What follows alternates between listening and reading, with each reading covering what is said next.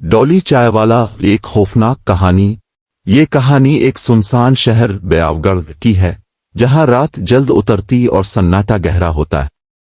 शहर के किनारे पर एक पुराना टूटा फूटा चाय का ढाबा मौजूद था। इस ढाबे पर डॉली नामी नौजवान चाय बेचा करता था। दुबला पतला जिस्म, हंसता चेहरा और हमेशा गर्म चाय से भरी केतली के साथ हर आने वाले को भाई जी खास चाय पीजिए कहता। लेकिन इसकी चाय में कुछ खास था, कुछ ऐसा जो आम नहीं था। लोग कहते थे कि उसकी चाय पीने से नींद नहीं आती, ख्वाब अजीब से आते हैं और दिल किसी अनजाने खौफ में डूब जाता है। मगर चाय का जायका ऐसा होता कि बंदा हर रोज वापस आने पर मजबूर हो जाता। फिर एक दिन अचानक डॉली लापता हो गया। न कोई शोर, न कोई झगड़ा, न खून के धब्बे। बस इस दिन के बाद ढाबा बंद रहा। कुछ लोगों ने कहा कि उसे किसी ने मार दिया, कुछ ने कहा वो पागल होकर जंगल में चला गया, और कुछ ने तो ये भी कहा कि इसने खुद अपनी चाय के जरिए शैतान को बिला लिया था।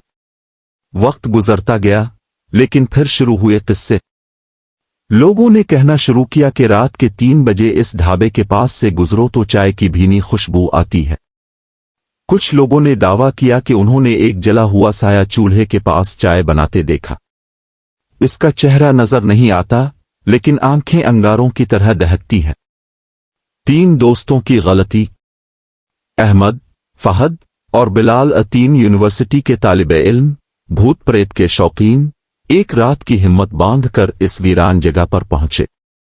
हाथों में कैमरे, दिल में हंसी और जबान पर मजाक।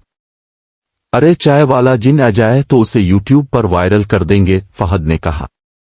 जब घड़ी ने 3 बजाए, अचानक दरख्तों में हरकत हुई और फिजा में चाय की खुशबू फैल गई। जमीन में हल्की सी लर्जिश महसूस हुई और पुराने चूल्हे पर बगैर किसी इंसान के हाथ लगाए आग जल उठी। फिर एक साया उभरा, जले हुए कपड़ों में लिपटा हुआ, चेहरा धुएं में छुपा और आंखें सुर्ख।